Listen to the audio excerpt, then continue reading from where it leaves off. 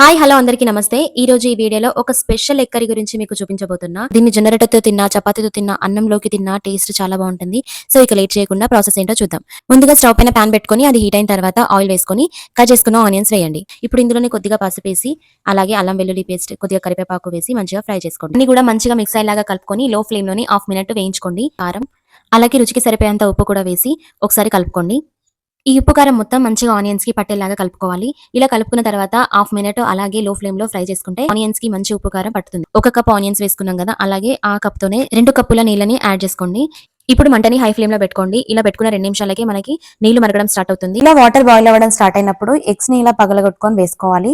Eggs వేసాక ఒక 2 నిమిషాలు ఉంచి కొద్దిగా ఉడికిన తర్వాత ఇలా నెమ్మదిగా ఫ్లిప్ చేస్తూ కలుపుకోండి. ఇప్పుడు ఇందులో కొద్దిగా గరం మసాలా, ధనియా పౌడర్, చికెన్ మసాలా కూడా యాడ్ చేసుకొని ఒకసారి కలుపుకోండి. లాస్ట్ లో కొద్దిగా కొత్తిమీర యాడ్ చేసి ఒకసారి కలుపుకొని 2 నిమిషాలు లో ఫ్లేమ్ లో వాటర్ పోయేంత వరకు ఫ్రై చేసుకోండి. అంతే, మస్తు టేస్ట్ ఉండే ఎగ్ కర్రీ మనకు రెడీ అయిపోయినట్టు.